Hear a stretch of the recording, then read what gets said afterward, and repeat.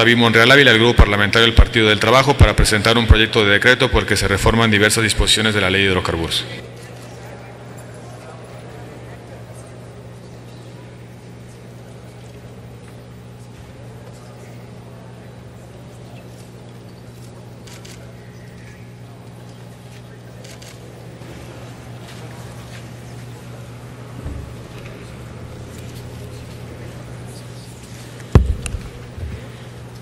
Con el permiso,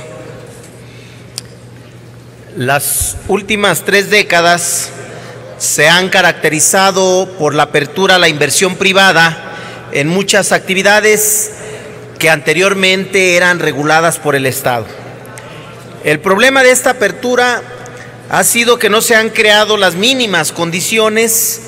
para que esos cambios beneficien a toda la población. Las reglas del juego han desprotegido a la clase trabajadora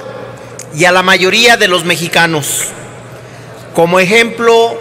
están la privatización de la banca, la privatización de la telefonía, de los ferrocarriles, de las minas y muchos otros. En su momento, el discurso oficial fue el mismo: privatizar para modernizar al país y en beneficio de todos los mexicanos. Sin embargo, en todos estos casos resulta una obviedad que aquellos discursos estuvieron llenos de mentiras y falsedades, porque hoy México ya casi no tiene ferrocarriles, cuenta con una banca ineficiente y cara, un servicio de telefonía deficiente y con unos costos muy altos,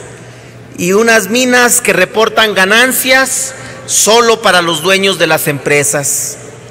Con las modificaciones constitucionales en materia energética, una vez más,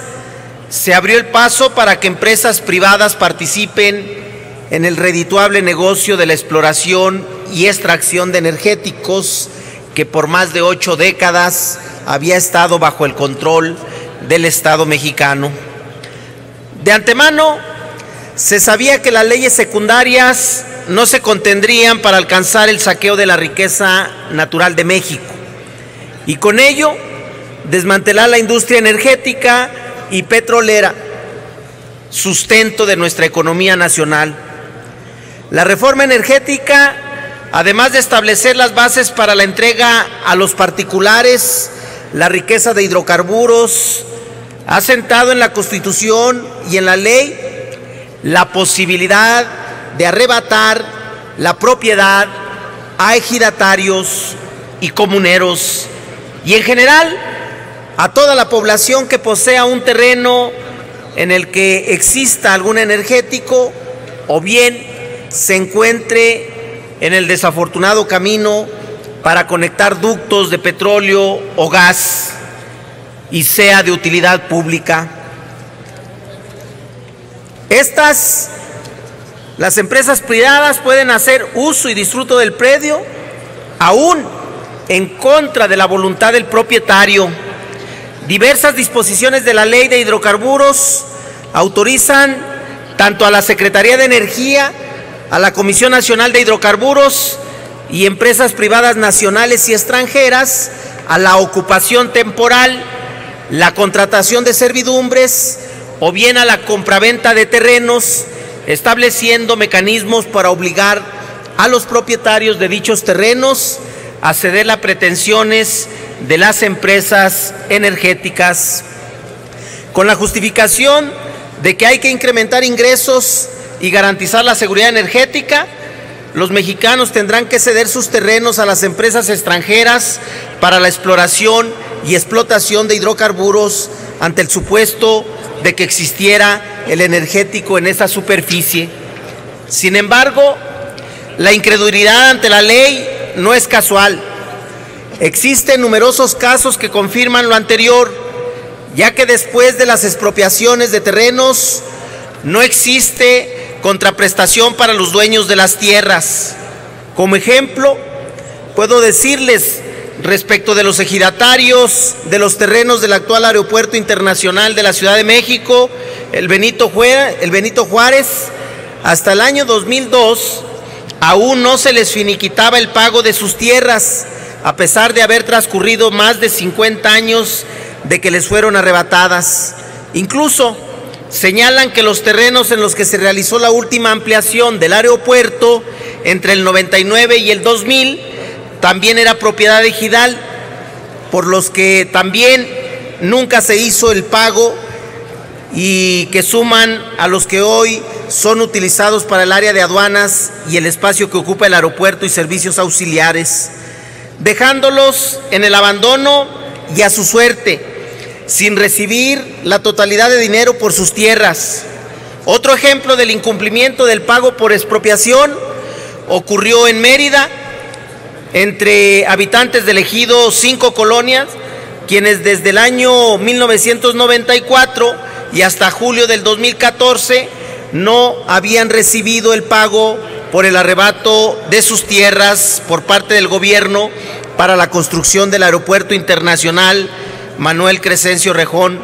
quienes aseguran que les adeudan, les deben el pago de alrededor de 500 millones de pesos por la superficie ocupada, y desde entonces esperan un acuerdo con las autoridades para recibir su contraprestación. En este sentido, una de tantas deficiencias que contiene la Ley de Hidrocarburos es la omisión de la obligación de todo particular o de las empresas productivas del Estado de finiquitar toda transacción con ejidatarios, comuneros o cualquier particular a quien deseen arrebatarle, expropiarle o rentarle sus tierras. En este sentido, la ley autoriza a la Comisión Nacional de Hidrocarburos a revocar las autorizaciones ya asignadas a particulares bajo 3 supuestos. 1, que los autorizados no otorguen o no mantengan en vigor las garantías, seguros o cualquier otro instrumento financiero requerido conforme a la regulación aplicable. 2, que los autorizados no cumplan con la regulación que al efecto emita la Comisión Nacional de Hidrocarburos, así como las condiciones establecidas en la autorización. 3, que los autorizados no realicen el pago de las contribuciones y aprovechamientos correspondientes por su otorgamiento o, en su caso, renovación. Sin embargo, no contempla como una posibilidad de dicha revocación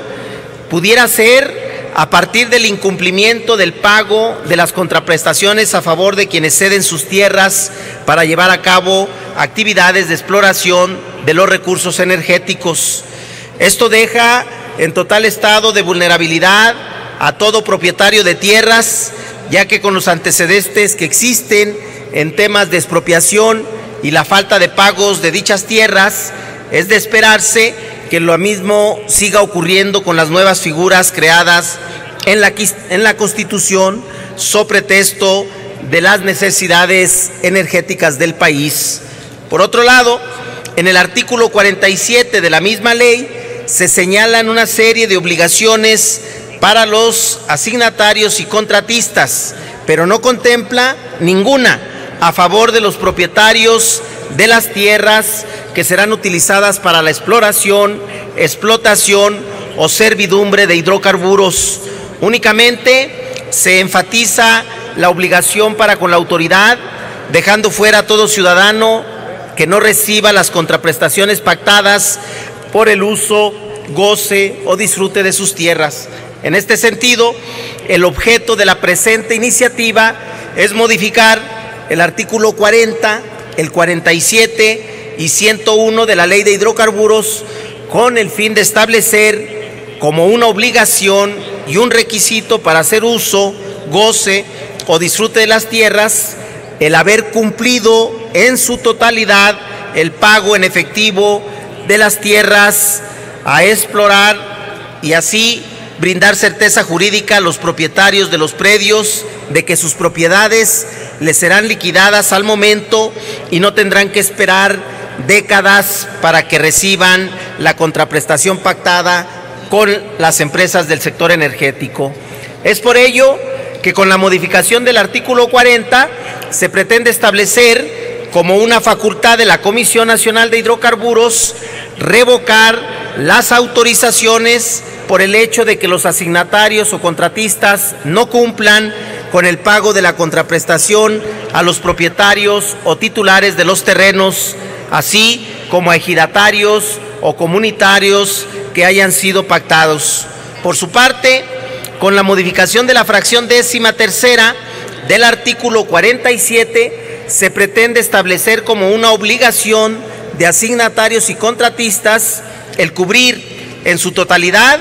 cuando sea el caso, el pago de los derechos por el uso, goce o afectación de los terrenos, bienes o derechos necesarios a los propietarios o titulares de dichos terrenos. Asimismo, para establecer una correlación con estos preceptos, en el artículo 101, en su fracción 7ª, se propone señalar que los pagos de las contraprestaciones que se pacten en efectivo deberán cubrirse antes de iniciar los trabajos sobre el uso, goce o afectación de los terrenos, bienes o derechos a favor de los propietarios. Si bien la reforma energética y su instrumentación está en marcha, al menos es indispensable dar certeza jurídica a los propietarios de las tierras que serán objeto del saqueo de la riqueza nacional para que reciban la justa retribución por sus propiedades. Es cuanto, señor presidente. Túrnese a las Comisiones Unidas de Energía y de Estudios Legislativos primera, con opinión de la Comisión de Reforma Agraria.